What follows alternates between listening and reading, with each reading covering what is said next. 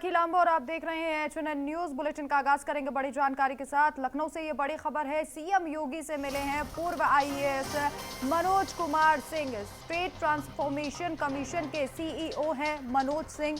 आपको जानकारी दे दें कि CEO का कार्यभार ग्रहण करने से पहले सीएम योगी आदित्यनाथ से उनकी मुलाकात हुई है। सीएम योगी का मार्गदर्शन प्राप्त किया है और इस दायित्व को सौंपने के लिए उन्होंने मुख्यमंत्री का धन्यवाद भी किया।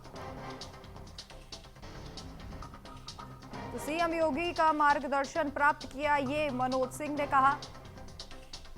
इस दायित्व को सौंपने के लिए उन्होंने मुख्यमंत्री योगी आदित्यनाथ का धन्यवाद भी किया है।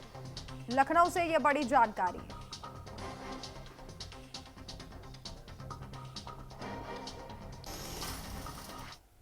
और वहीं उत्तर प्रदेश के अयोध्या में राम मंदिर पर भगवा ध्वज फहराने के प्रधानमंत्री नरेंद्र मोदी के कार्यक्रम को लेकर सुरक्षा के कड़े इंतजाम किए गए हैं। राम मंदिर निर्माण के प्रतीकात्मक समापन के लिए 25 नवंबर को होने वाला ये समारोह भव्य तैयारियों के बीच आयोजित किया जा रहा है। कार्यक्रम में प्रधानमंत्री के साथ करीब 6000 विशेष आमंत्रित अतिथि शामिल होंगे।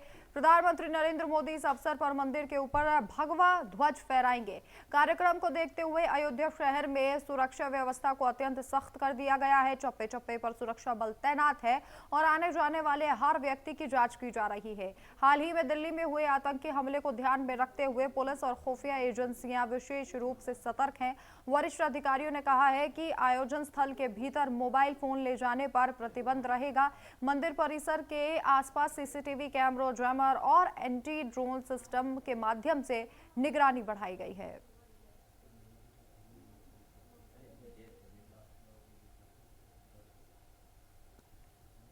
पच्चीस तारीख को ध्वजारोहण कार्यक्रम को दृष्टिगत रखते हुए मंदिर के आसपास सुरक्षा की चाक चौबंद व्यवस्था की जा रही है। जितने हमारी यूनिट्स हैं, SSF है, PAC है, CRPF है, LIU है, सभी टीमें सतर्क हैं। सभी जगह हमारे से लगभग 1000 CC कैमरे लगे हुए हैं, वो एक्टिवेट हैं। हमारा जो जैमर है, एंटी ड्रोन सिस्टम है, वो लगातार ऑन है। और साथ ही साथ जो मंदिर के आसपास के जो घर हैं, वहाँ सत्यापन कराए जा रहे हैं लोगों के लिए कोई बाहरी व्यक्ति ऐसा आते हुए जिससे किसी प्रकार की सुरक्षा संबंधित ट्रस्ट और सुरक्षा की दृष्टि से जो अभी व्यवस्था की जा रही है, उसमें प्रयास ये किया जा रहा है कि कोई भी प्रतिबंधित सामान लेकर के जो आमंत्रित अतिथि हैं वो ना आए। और उसी में हम लोग मोबाइल को भी देखा जा रहा है कि मोबाइल को भी हम लोग कर रहे हैं, ये ट्रस्ट। और अब कानपुर से बड़ी खबर है, दिल्ली ब्लास्ट का डर देखा गया है और यहां पर महिला से ठगी की गई है। साइबर ठगों ने महिला से 6.66 लाख रुपए ठगे हैं। ATS का अधिकारी बताकर महिला को ठगा गया है। लगातार कई घंटों तक वीडियो कॉल पर डराता रहा ये व्यक्ति। पुलिस को शिकायत मिलने के बाद मामला दर्ज किया गया है। तो दिल्ली ब्लास्ट का डर दिखाकर महिला से ठगी की गई है। ATS का अधिकारी बताकर ये ठगी की गई है। लगातार कई घंटों तक वीडियो कॉल पर यह व्यक्ति इस महिला को डराता रहा। पुलिस को शिकायत मिलने के बाद मामला दर्ज किया गया है। कानपुर से यह बड़ी खबर है, जहां दिल्ली ब्लास्ट का डर दिखाकर ठगी की गई है। लाखों रुपए की ठगी हुई है। पुलिस को जानकारी जैसे ही इसकी मिली, मामला दर्ज कर लिया गया है। ATS का अधिकारी बताकर महिला को ठगा गया। 6 लाख के आसपास की रकम बताई जा रही है जिसकी ठगी की गई है। कानपुर से यह बड़ी जानकारी। दिल्ली ब्लास्ट का डर दिखाकर महिला से ठगी की वारदात को अंजाम दिया गया है। ATS का अधिकारी खुद को बताया और फिर महिला के साथ ठगी की है। लगातार कई घंटों तक वीडियो कॉल पर यह व्यक्ति इस महिला को डराता रहा और उसके बाद कम से कम 6 लाख रुपए की ठगी हुई है। दिनांक 9, 10 और 11 नवंबर में कानपुर की एक महिला मिसेस गॉड के साथ डिजिटल अरेस्ट का फ्रॉड होता है, जिसमें उनको ये बताया जाता है कि आपका नंबर और आपका नाम आतंकवादी गतिविधियों में पाया जा रहा है। ये घटना दिल्ली ब्लास्ट के बहुत आसपास होती है, तो इससे हमें ये शक भी जा रहा है कि अब साइबर फ्रॉड नए सिरे से काम कर रहे हैं और दिल्ली ब्लास्ट का सहारा लेते हुए, फियर पैदा करते हुए लोगों को इसका झांसा दे रहे हैं। 9th को ATS बन के कॉल किया और दिल्ली ब्लास्ट के बाद 11th को NIA बन के कॉल किया, जिस वजह से उस महिला ने डर के मारे RTGS से 6,66,000 रुपीज RTGS कर दिए थे। तो साइबर फ्रॉडस्टर इसका फायदा उठा रहे हैं और जांच प्रचलित है साइबर। इब्ने हसन जैदी हमारे संवाददाता कानपुर से इस खबर पर अधिक जानकारी के लिए फोन लाइन पर मौजूद हैं। इब्ने, पूरे मामले को लेकर अब तक क्या अपडेट मिल रही है? क्या पुलिस ने मामला दर्ज कर लिया है? कोई एक्शन लिया गया? राखी, देखिए मैं आपको बता दूं, जहां दिल्ली ब्लास्ट को लेकर देश की तमाम एजेंसियां जो हैं वो इस केस में लगी हुई हैं, तो वहीं हम आपको बता दें कि साइबर ठगों के लिए जैसे ये मौका जो है बहुत ही कमाई वाला मौका आ गया है, क्योंकि ये सारी एजेंसियां जो है उस जांच में लगी हैं और आए दिन कोई ना कोई जो है उसमें नई कार्रवाई हो रही है। अगर बात की जाए दिल्ली से लेकर देश में जहां जहां स्लीपर सेल हैं और जहां जहां डॉक्टर शाहीन के जो कॉन्टेक्ट निकल कर आ रहे हैं, तो पुलिस और जितनी भी एजेंसियां हैं वो उसमें कार्रवाई कर रही है। वहीं अगर कानपुर की बात करें तो एक नया मामला सामने आया है, जहां दिल्ली ब्लास्ट का जो है वो डर दिखाकर जो है साइबर ठगों ने लगभग 7 लाख रुपए की जो है वो एक महिला से ठगी कर ली। और अगर मैं आपको बता दूं कि ये 9 और 11 नवंबर को कानपुर की एक महिला के साथ जो है वो ठगी हुई है। राखी, हम आपको बता दें कि ये इसमें महिला को बार बार फोन करते थे और फोन करके इन लोगों ने अपने आप को एटीएस का अधिकारी बताया और उससे जो है आरटीजीएस के जरिए जो है 6,66,000 रुपए करीब जो है वहां पर उससे ट्रांसफर करा लिए। बहरहाल जब वो महिला को समझ में आता है तो वो महिला पुलिस में शिकायत दर्ज कराती है। पुलिस में शिकायत उसकी दर्ज हो गई है। पुलिस जो है इसमें कार्रवाई में लग गई है, जांच कर रही है। जांच करने के साथ ही पुलिस का सीधा सा कहना है कि जहां जहां भी इसके खिलाफ जो भी सबूत मिलेंगे, इसमें जो भी लोग शामिल होंगे उनके खिलाफ सख्त कार्रवाई की जाएगी। जी राखी, क्या अभी तक आरोपी के बारे में कोई भी जानकारी पुलिस को मिली है? कोई सुराग मिला हो? देखिए ये राखी साइबर ठग है और ये साइबर ठग जो होते हैं ये कहाँ बैठे हैं ये किसी को पता नहीं होता है। इसकी जानकारी करने में थोड़ा सा समय लगता है। 12 पुलिस में शिकायत दर्ज हुई है।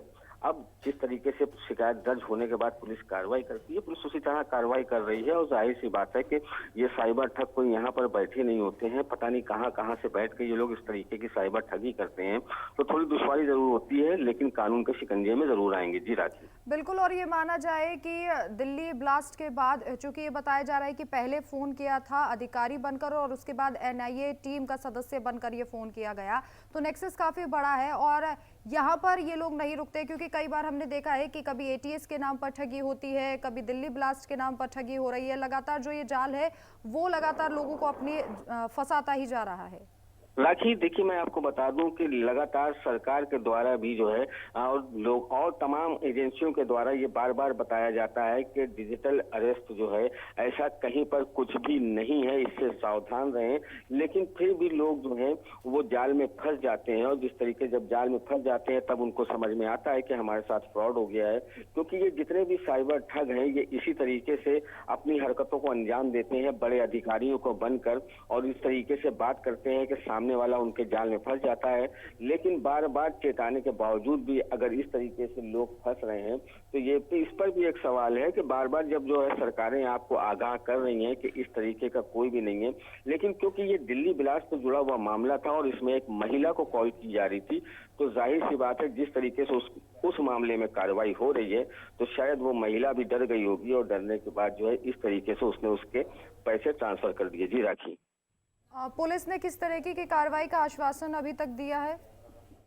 देखिए ये डिजिटल अरेस्टिंग का मामला था और साइबर ठगों ने ठग करी है। साइबर ठग जो है वो कोई आसपास नहीं बैठे होते। पुलिस ने तहरीर ले ली है, तहरीर लेके अब पुलिस जांच कर रही है। जांच करते करते इसमें समय लगता है, लेकिन यह है बाहर जब जांच होगी और पुलिस वहां तक पहुंचेगी तो जो भी दोषी उनको सजा भी अवश्य मिलेगी।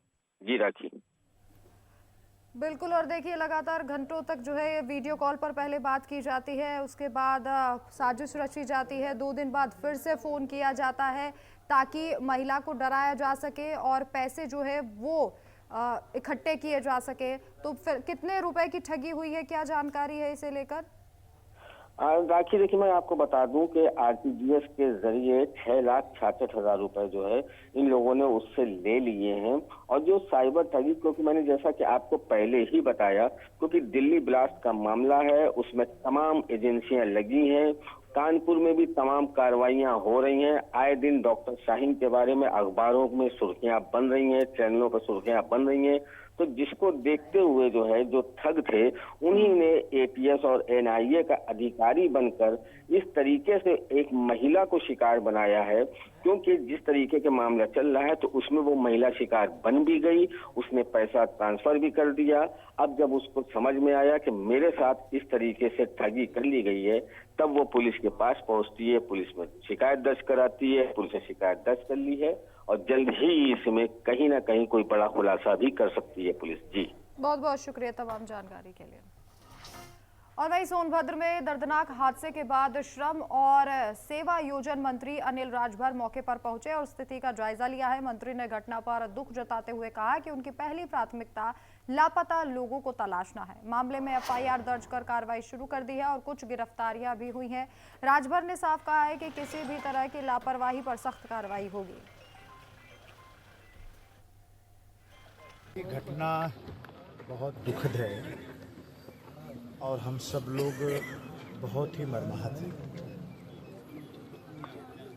अभी जनपद के प्रभारी मंत्री भी आए होंगे। घटना के दिन स्थानीय हमारे जो माननीय मंत्री हैं संजीव जी, वो भी मौके पे आए थे। मैं आजमगढ़ था, श्रद्धेय मुख्यमंत्री जी ने हमसे कहा कि आप वहाँ जाइए और मैं कार्यक्रम छोड़ के और यहाँ आप लोगों के बीच में आया। अभी हम सब लोगों की प्राथमिकता है, जैसा आप सब लोग जानते होंगे, प्रशासन के लोगों ने आप सब लोगों को अवगत कराया होगा कि अभी 6 बॉडी उसमें से मिली है। अभी हम लोगों का प्रयास है कि अभी भी अगर कोई मिस है तो उसको कैसे खोजा जाए। और वहीं बिहार में एनडीए की प्रचंड जीत पर बीजेपी के राष्ट्रीय महामंत्री अरुण सिंह ने कहा है कि यह नीतीश कुमार और पीएम मोदी के नेतृत्व में विकास के एजेंडे की जीत है। उन्होंने कहा कि जनता ने विकास और समृद्धि के मुद्दे पर विश्वास जताया। इसके साथ ही झारखंड की स्थिति पर उन्होंने कहा कि कानून व्यवस्था पूरे तरीके से चरमरा गई है और डीएमएफटी फंड में लगातार घोटाले हो रहे हैं। घाटशिला उपचुनाव में बीजेपी की हार पर उन्होंने कहा कि उपचुनाव में सत्ताधारी दल ने धन बल का प्रयोग कर जीत हासिल की है।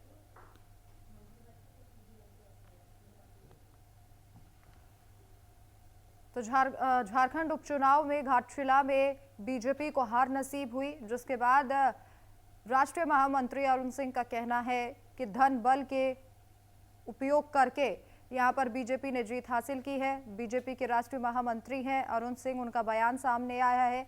एनडीए की जीत जो बिहार में हुई उसे लेकर उन्होंने कहा है कि जनता ने प्रधानमंत्री नरेंद्र मोदी और नीतीश कुमार के नेतृत्व पर भरोसा दिखाया और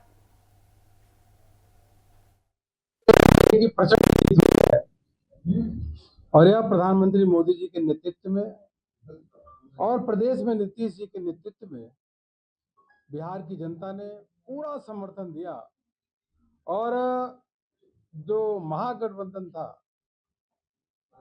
उसको सबसे करारी हार हुई है। यह दर्शाता है कि सुशासन पे जनता का मुहर लगता है। अब विकास के एजेंडे पे ही चुनाव लड़ा जा रहा है और जनता विकास ही चाहती है और कानून व्यवस्था एक टॉप प्रायोरिटी पे होता है। कोई भी प्रदेश में जनता जंगल राज नहीं चाहती, यह बिहार के चुनाव से फिर से स्पष्ट हो गया। हम विकास के एजेंडा पे गए, जो बिहार में विकास किया है, आगे विकास का क्या करेंगे, किस प्रकार से रोड मैप है, जनता ने उसको स्वीकारा। और आरजेडी के समय जो 1990 से लेकर के 2005 का कार्यकाल था, कानून व्यवस्था ध्वस्त थी, अपराधी सड़क पे घूमते थे और उनके पास कोई विकास का एजेंडा भी नहीं था, तो जनता ने नकारा।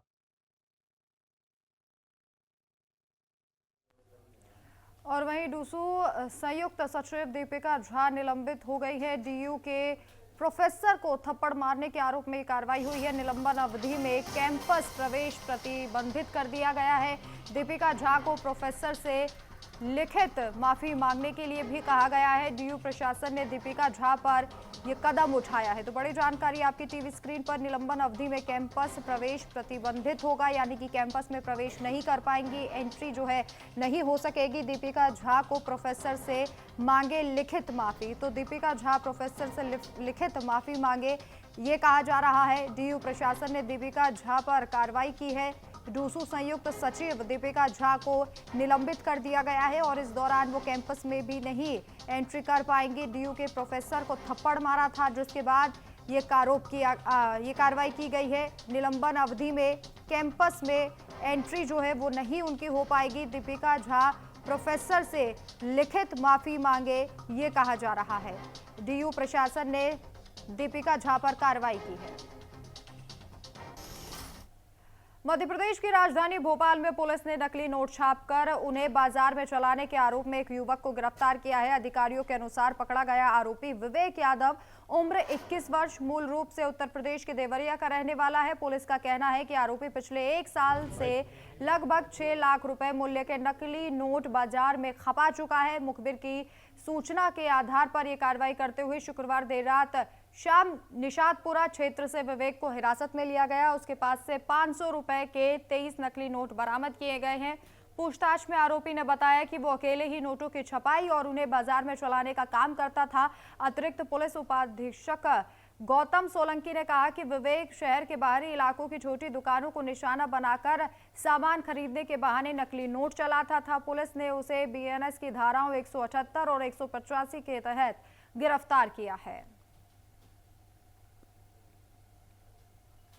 थाना पिपरानी में एक मुखबिर से सूचना प्राप्त हुई थी, जिस पर से एक लड़के को राउंड अप किया गया था, जिसका नाम विकास यादव था। और उससे जब पूछताछ के दौरान उससे करीब उस समय 23 नकली नोट उसके पास से बरामद हुए थे। और फिर उससे जब अग्रिम इन्वेस्टिगेशन करके उससे पूछताछ की गई तो उसने बताया कि मेरे करीब 2.25 लाख के उससे फिर रिकवरी की गई थी, जो नकली जाली नोटों की। और इसके अलावा रॉ मटेरियल और जो उसमें विभिन्न प्रकार के जो उसमें पेपर्स और जो अन्य डाई मार्कर, वो सारी चीज़ें उससे स्कैनर सारी चीज़ें बरामद हुई थी उससे। उसमें रॉ मटेरियल लगभग 30 लाख के करीब का रॉ मटेरियल, जैसा उसने बताया कि इतने नोट उससे बनाए जा सकते थे। नहीं, बात यह है कि मध्य प्रदेश में तो कानून व्यवस्था कुछ बची नहीं है। यहाँ क्राइम, अवैध धंधे, अपराध, माफिया, ये एक तरह से कानून व्यवस्था के साथ मिलकर, कानून विभाग के साथ मिलकर काम करते हैं। और उसी का असर है नकली नोट का जखीरा। जो ड्रग्स, जो अवैध शराब, जो अवैध नशा मध्य प्रदेश में बिकता है, उसमें नकली नोटों का जखीरा एक तरह से दोनों के गठजोड़ को बताता है। और इसकी जिम्मेवारी गृह मंत्री और मुख्यमंत्री के पास है। इसका मतलब है एनसीआरबी के आंकड़े सही है, जो बार बार ये कहते हैं कि मध्य प्रदेश का गृह विभाग। चलिए यहाँ रुकेंगे एक छोटे से ब्रेक के लिए, जल्द वापस लौटेंगे।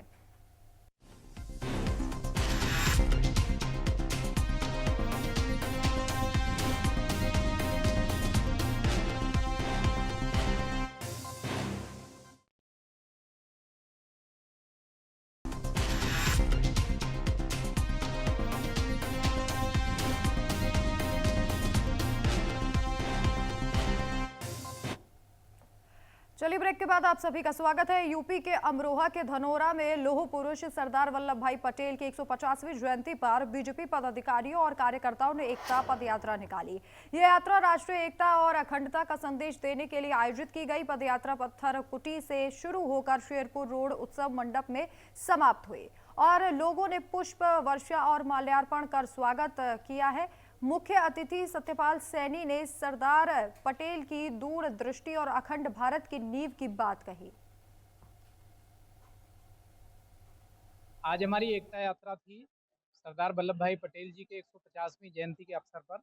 हमारे कार्यक्रम के आज मुख्य अतिथि आदरणीय श्री सत्यपाल सैनी जी, माननीय प्रदेश उपाध्यक्ष और हमारे विधान परिषद के माननीय सदस्य हैं। उनके देख रेख में और उनका आशीर्वाद आज इस यात्रा में मिला है। मैं धन्यवाद करता हूँ आदरणीय जिलाध्यक्ष जी का, धन्यवाद करता हूँ आदरणीय हमारे जिला प्रभारी जी राजीव सिसोदिया जी और हमारे चारों मंडल अध्यक्ष, हमारे मंडलों के प्रभारी, सभी कार्यकर्ता, क्षेत्र के सम्मानित जन, सभी इस एकता यात्रा में शामिल हुए और सभी ने संकल्प लिया है कि हम एक भारत, आत्मनिर्भर भारत बनाने के लिए देश के प्रधानमंत्री आदरणीय नरेंद्र मोदी जी के साथ हैं। हम लौह पुरुष सरदार वल्लभ भाई पटेल जी के सपनों को साकार करने के लिए एक भारत, उदयमान भारत, समृद्ध भारत, विकसित राष्ट्र। और वहीं सऊदी अरब में हुए दर्दनाक बस हादसे ने भारत में गहरा शोक फैला दिया है। इस हादसे में हैदराबाद के विद्यानगर इलाके के एक ही परिवार के 18 सदस्य सहित कुल 42 भारतीयों की मौत हो गई है।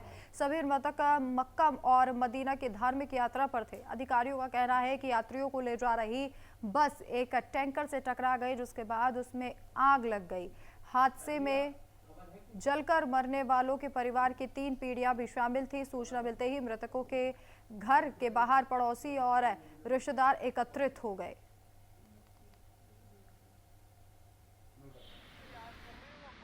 एक्सीडेंट हुआ है या क्या हुआ पता नहीं, मगर पूरी बस जल के 42 मेंबर्स मर गए। उसमें से 18 लोग सिर्फ एक ही फैमिली के थे। उसमें शेख नज़ीरुद्दीन साहब और उनके बेटे शेख सलाउद्दीन साहब और उनके वाइफ और उनकी बीवी और बच्चे, पोता और पोतरी नवाज से और बेटी भी इसमें कुल मिला के 18 लोग हैं। उसमें हम चाहते हैं कि ये इसमें कम से कम गवर्नमेंट से ये गुजारिश है कि हमको ये इस पर फुल इंक्वायरी होना चाहिए। उस पर क्या हादसा हुआ, ये क्या हुआ, ये हमको तो पता नहीं, मगर ये एजेंसी, ट्रैवल एजेंसी जो भी है उस पर इंक्वायरी होना चाहिए और सक्सेसर उनको सज़ा मिलना चाहिए। जो इंसिडेंट हुआ उसी फैमिली में, एक फैमिली में 18 लोग उसमें मर चुके हैं, जिसके लिए आज हम उनके फैमिली मेम्बर्स से मिलने आए। और यहाँ की सरकार, हमारे मुख्यमंत्री रेवंत रेड्डी जी पूरे लोगों को इंस्ट्रक्शंस दी है, जो भी फैसिलिटीज उनको फैमिली मेम्बर्स को चाहिए प्रोवाइड करने के लिए तैयार है। जी अच्छा, से बात किया, हमारा मिनिस्टर से भी बात किया हूँ। जी सर, पूरा डेड बॉडी आइडेंटिफिकेशन करना शुरू हो गया। ओके, आज शाम तक पूरे डेथ सर्टिफिकेट भी ऑफिशियली सऊदी सरकार देगी। Okay sir. उसके बाद आप लोग जो परिवार के लोग जो भी बोलेंगे उधर ही करना है, क्या करना है, जैसा आपका रिलेशन है उसका आधार पर उसका निर्णय होगा। जी सर, हम लोग। और वहीं मुरादाबाद में शराब की दुकान के बाहर 2 गुटों में जमकर मारपीट हुई। कहासुनी बढ़ते बढ़ते लात, घूंसों और बेल्ट तक पहुंच गई। पास से गुजर रही एक कार में बैठे लोगों ने पूरी घटना का वीडियो बनाकर सोशल मीडिया पर डाल दिया, जो अब तेजी से वायरल हो रहा है। घटना की जानकारी मिलते ही पुलिस वीडियो की जांच कर रही है और आरोपियों की पहचान करने में जुटी हुई है।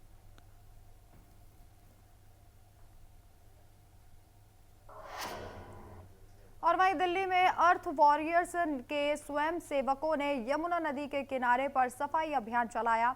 इस मौके पर अर्थ वॉरियर्स ने लोगों को पर्यावरण संरक्षण के लिए जागरूक किया है।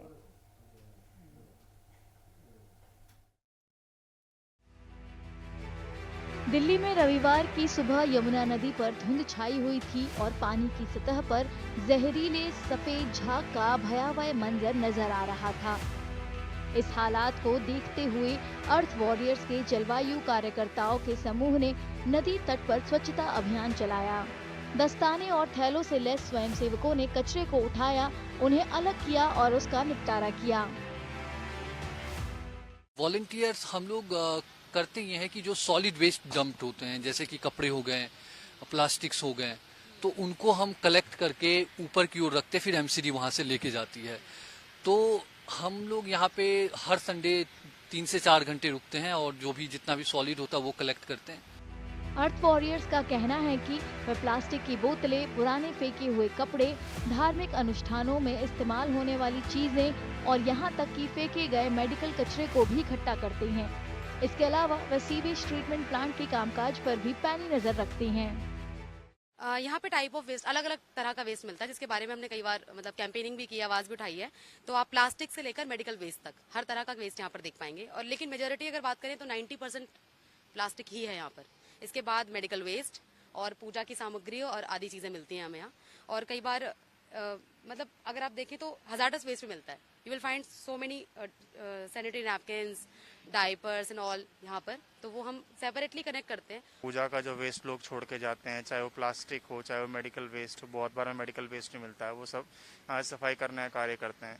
साथ ही साथ हम अर्थ वॉरियर्स ये कार्य भी करते हैं कि जो सीवेज ट्रीटमेंट प्लांट हैं वो सही से कार्य कर रहे हैं कि नहीं, उन पर भी हम लोग अपनी नज़र रखते हैं। और जनता तक उसकी न्यूज़ पहुंचाते हैं।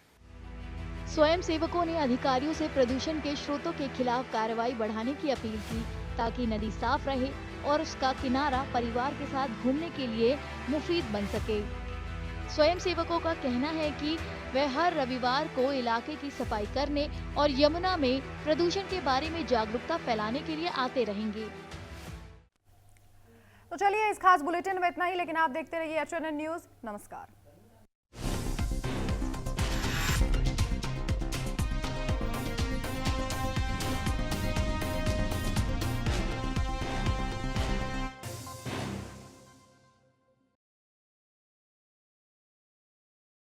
आप सभी का स्वागत है। लखनऊ से बड़ी जानकारी है, जहां पर सीएम योगी से पूर्व IAS मनोज कुमार सिंह मिले हैं। स्टेट ट्रांसफॉर्मेशन कमीशन के सीईओ है मनोज सिंह। सीईओ का कार्यभार ग्रहण करने से पहले सीएम योगी आदित्यनाथ से मिले हैं। सीएम योगी का मार्गदर्शन प्राप्त किया है। तस्वीर भी आप देख सकते हैं। इस दायित्व को सौंपने के बाद सीएम योगी का उन्होंने धन्यवाद भी किया है। तो बड़ी जानकारी आप तक पहुंचा रहे हैं। तस्वीर भी लगातार आप देख सकते हैं। मुख्यमंत्री योगी आदित्यनाथ से उनकी मुलाकात हुई है, मनोज सिंह की मुलाकात हुई है, शिष्टाचार भेंट हुई है और गुलदस्ता देकर स्वागत किया गया है। सीईओ का कार्यभार ग्रहण करने से पहले की ये तस्वीर। और वहीं उत्तर प्रदेश राज्य परिवर्तन आयोग के मुख्य कार्यकारी अधिकारी के रूप में मनोज कुमार सिंह ने कार्यभार ग्रहण किया है। कार्यभार संभालने के बाद उन्होंने कहा कि वो मुख्यमंत्री योगी आदित्यनाथ के दूरदर्शी, निर्णायक और प्रेरणादायी नेतृत्व में राज्य के विकास के लिए पूरी निष्ठा से काम करेंगे। उन्होंने ये भी बताया कि आयोग का लक्ष्य उत्तर प्रदेश को समृद्ध और $1 ट्रिलियन अर्थव्यवस्था बनाने की दिशा में तेजी से आगे बढ़ना है।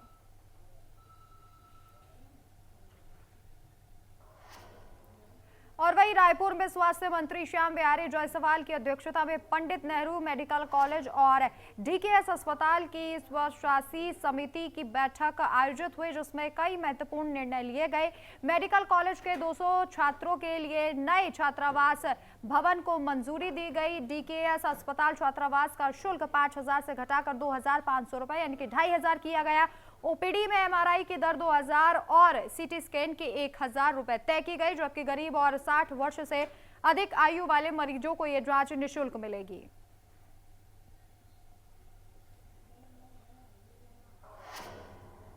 चलिए आगे बढ़ते हैं। सोनभद्र से बड़ी जानकारी है। सोनभद्र खदान में रेस्क्यू कार्य लगातार जारी है। 53 घंटे से ये रेस्क्यू ऑपरेशन चल रहा है। कुल 7 शव को मलबे से बरामद किया गया है। रेस्क्यू में 6 शव की शिनाख्त हो चुकी है, पहचान हो चुकी है।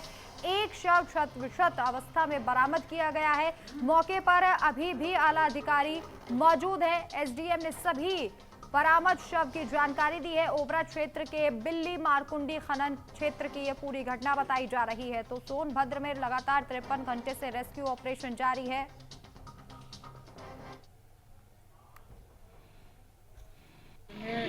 तीसरे दिन लगातार रेस्क्यू अभियान जारी है और अभी तक आपको बताते चले 500 बरामद हो चुके हैं। 200 मिलने की जानकारी आ रही है।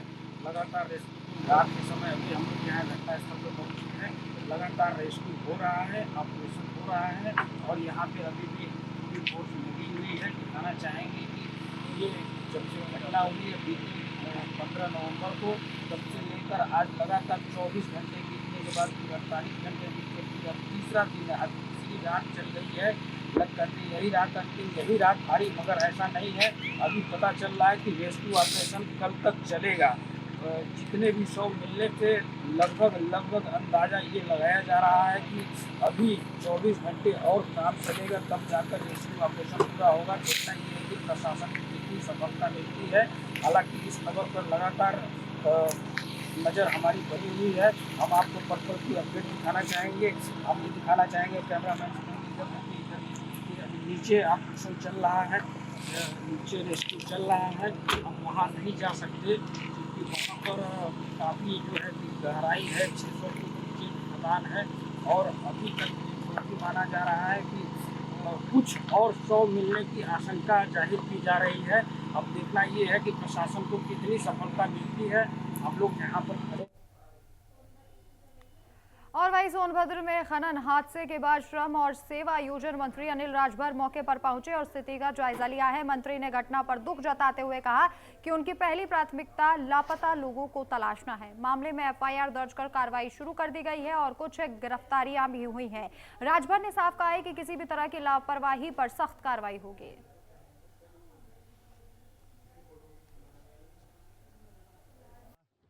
बहुत दुखद है और हम सब लोग बहुत ही मर्माहत हैं। अभी जनपद के प्रभारी मंत्री भी आए होंगे। घटना के दिन स्थानीय हमारे जो माननीय मंत्री हैं संजीव जी, वो भी मौके पे आए थे। मैं आजमगढ़ था। श्रद्धेय मुख्यमंत्री जी ने हमसे कहा कि आप वहाँ जाइए और मैं कार्यक्रम छोड़ के और यहाँ आप लोगों के बीच में आया। अभी हम सब लोगों की प्राथमिकता है, जैसा आप सब लोग जानते होंगे, प्रशासन के लोगों ने आप सब लोगों को अवगत कराया होगा कि अभी 6 बॉडी उसमें से मिली है। अभी हम लोगों का प्रयास है कि अभी भी अगर कोई मिस है तो उसको कैसे खोजा जाए। घटना महेश हमारे संवाददाता अधिक जानकारी के लिए फोन लाइन पर मौजूद है। महेश, क्या अपडेट मिल रहा है? कितने शव निकाल लिए गए हैं, कितने और लोग लापता हैं? पूरा अपडेट विस्तार से बताइए। जी देखिए, बताते चले, शनिवार 15 नवंबर को घटना घटी। खदान में कार्य करते वक्त हादसा हुआ जिसमें करीब 15 मजदूर दबे होने की आशंका जाहिर की गई और उसके बाद मौके पर प्रशासन को जैसे ही सूचना मिली, मौके पर प्रशासन पहुंच गई और लगातार रेस्क्यू ऑपरेशन कुछ ही घंटों में एनडीआरएफ की टीम, एसडीआरएफ की टीम सहित लोकल जितनी भी मदद हो सकती थी उसको लेना प्रशासन ने शुरू किया और रेस्क्यू ऑपरेशन जारी हो गया। चलिए, बहुत बहुत शुक्रिया तमाम जानकारी के लिए। चलिए, यहाँ रुकेंगे एक छोटे से ब्रेक के लिए, जल्द वापस लौटेंगे।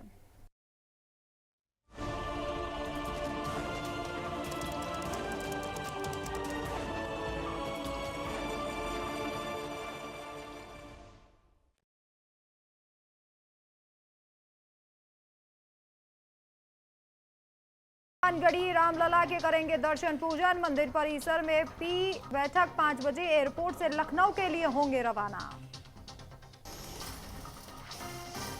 सऊदी अरब बस हादसे में 42 लोगों की दुखद मौत। पीएम मोदी ने जताया दुख। एक ही परिवार के 18 लोगों की गई जान। दिल्ली एनसीआर की हवा हुई दम घोटू। हवा की गुणवत्ता बेहद खराब। AQI 350 के पार।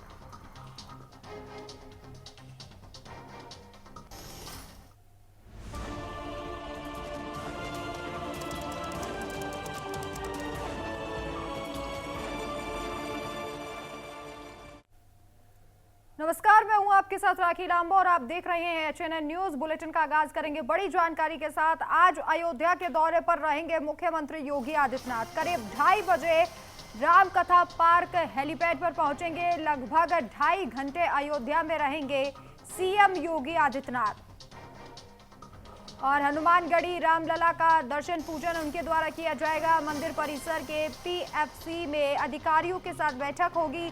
साकेत महाविद्यालय हेलीपैड का निरीक्षण उनके द्वारा किया जाएगा। 5 बजे एयरपोर्ट से लखनऊ के लिए रवाना होंगे मुख्यमंत्री योगी आदित्यनाथ। तो मुख्यमंत्री योगी आदित्यनाथ का ये बेहद अहम दौरा रहेगा। क्या कार्यक्रम रहेंगे उनके वहां पर, वो भी आपको बता रहे हैं। आज राम मंदिर में पूजा अर्चना उनके द्वारा की जाएगी। 2:30 बजे का आसपास समय बताया जा रहा है और हनुमानगढ़ी में रामलला के दर्शन जो है वो किए जाएंगे। मंदिर परिसर में PFC अधिकारियों के साथ उनकी बैठक होगी। साकेत महाविद्यालय हेलीपैड का निरीक्षण जो है वो मुख्यमंत्री के द्वारा किया जाएगा। तो आज अयोध्या का दौरा, राम की नगरी पहुंचेंगे मुख्यमंत्री योगी आदित्यनाथ। यहां कई कार्यक्रम उनके रहेंगे, निरीक्षण भी किया जाएगा, अधिकारियों के साथ बैठक भी होगी। ध्वजारोहण कार्यक्रम को लेकर हो सकता है कि निरीक्षण करें, अधिकारियों से बातचीत की जाए। लगभग 2:30 बजे का वक्त बताया जा रहा है जब मुख्यमंत्री योगी आदित्यनाथ वहां पर पहुंचेंगे। अधिकारियों के साथ बैठक भी करेंगे। साकेत महाविद्यालय हेलीपैड का निरीक्षण भी किया जाएगा। विकास कार्यों को लेकर भी हो सकता है बातचीत अधिकारियों के साथ हो। अयोध्या पर खास फोकस बीजेपी का हमेशा से रहा है। मुख्यमंत्री योगी आदित्यनाथ जब भी अयोध्या पहुंचते हैं दौरे के लिए तो जरूर राम मंदिर जाते हैं और पूजा पाठ करते हैं।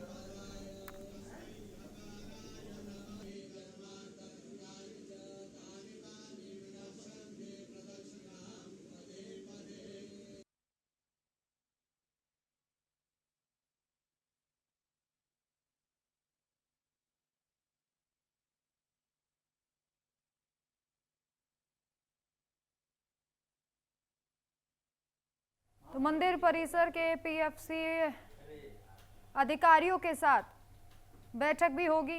शाम 5 बजे एयरपोर्ट से लखनऊ के लिए रवाना होंगे। तो आज शाम तक अयोध्या में ही मुख्यमंत्री रहेंगे। कई कार्यक्रम है, देखिए अधिकारियों के साथ बैठक भी है, विकास कार्यों को लेकर भी बातचीत कर सकते हैं। कई जगहों का निरीक्षण भी उनके द्वारा किया जाएगा। अयोध्या पर पहले से फोकस जो है वो बीजेपी का रहा है।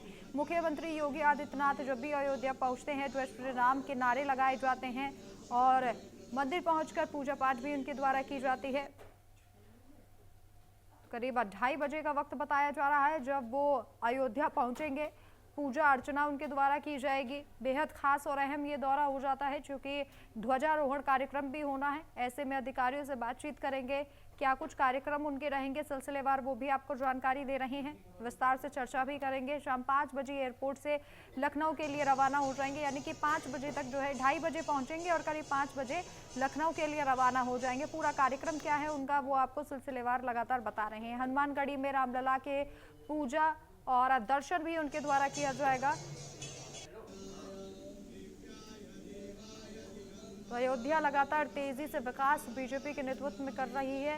राम मंदिर का जब निर्माण हुआ था उसके बाद से कई विकास कार्य और भी ऐसे थे जिन पर बीजेपी की नजर थी और अब लगातार उन विकास कार्यों पर फीडबैक भी लिया जा रहा है। अधिकारियों के साथ लगातार बैठक भी की जा रही है।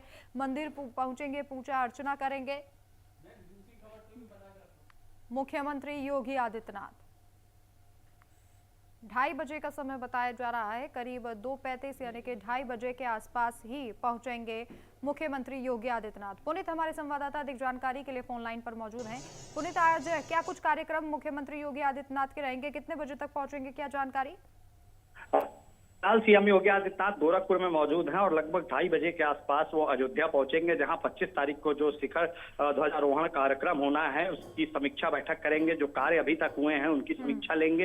राम मंदिर परिसर का दौरा करेंगे और उच्च स्तरीय समीक्षा बैठक, यानी कि इसमें जो अयोध्या मंडल के कमिश्नर हैं, डीआईजी हैं, आईजी हैं और राम मंदिर ट्रस्ट के जो लोग हैं वो लोग शामिल होंगे। इसके अलावा 25 तारीख को जो कार्यक्रम है वो उत्तर प्रदेश सरकार अतिथि देवो भव की थीम पर बना रही है। तमाम तरीके के कार्यक्रम आयोजित किए गए हैं। राम मंदिर से लेकर के गोल्फ कोर्ट तक पूरी तैयारी है, उसका जायजा लेंगे। जिला प्रशासन ने कहां पर पार्किंग बनाई है, किस तरीके की व्यवस्था करी है, ये सारी समीक्षा आज मुख्यमंत्री योगी आदित्यनाथ करेंगे। जी बिल्कुल पुनीत, चूंकि मुख्यमंत्री योगी आदित्यनाथ का खास फोकस जो है वो अयोध्या पर रहता है जब से राम मंदिर का निर्माण हुआ है। पुनीत, स्वागत की कैसी तैयारियां हैं, सुरक्षा व्यवस्था वहां पर कैसी की गई है?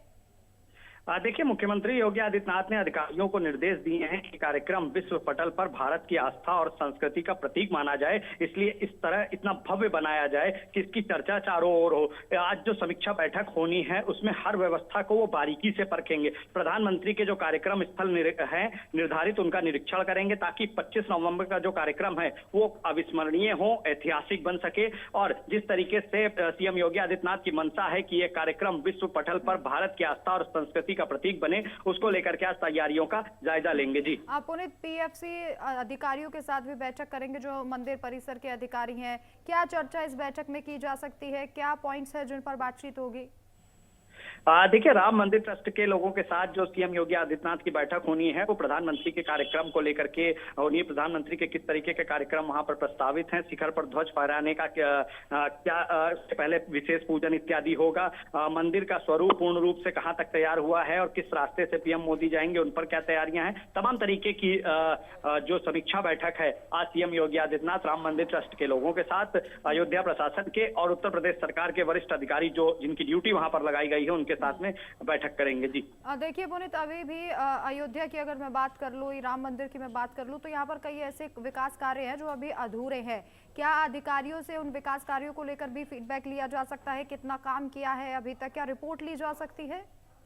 जी बिल्कुल, राम मंदिर में लगातार काम चल रहा है और जिस तरीके से शिखर पर ध्वज फहराने के बाद जो मंदिर का रूप है वो और भी भव्य हो जाएगा और भव्य स्वरूप हो जाएगा। 9 शिखरों वाले इस भव्य मंदिर के मुख्य शिखर पर भगवा ध्वज लहराता देख करोड़ों राम भक्तों की जो है आंखें वो आंसुओं से तर हो जाएंगी, ऐसा उत्तर प्रदेश सरकार का मानना है। और इसीलिए इस कार्यक्रम को काफी भव्य बनाना है। प्रधानमंत्री नरेंद्र मोदी के साथ साथ कई अतिथि यहाँ पर होंगे, वही लोग एंट्री कर पाएंगे जिनके पास में पास होगा। अन्य लोगों को उस दिन दर्शन के लिए अलाउ नहीं किया गया है। आज पूरी समीक्षा बैठक सीएम योगी आदित्यनाथ करेंगे।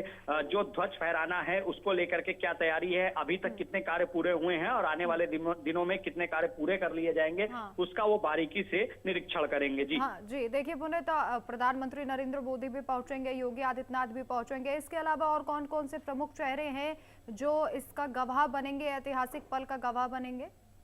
देखिए, सीएम योगी आदित्यनाथ के साथ में पीएम नरेंद्र मोदी मौजूद रहेंगे। उत्तर प्रदेश सरकार के कई मंत्री हैं जो मौजूद रहेंगे। इसके अलावा अन्य लोगों को निमंत्रण भेजा गया है, चाहे वो फिल्मी हस्तियां हो या कई ऐसे बिजनेसमैन हैं जिनको निमंत्रण दिया गया है। और इस पूरी तैयारी करी गई है कि जो अतिथि आए उनको किसी भी तरह का कोई कष्ट ना होने पाए। मेहमानों के वीआईपी वीवीआईपी 2 तरीके के प्रवेश द्वार बनाए गए हैं।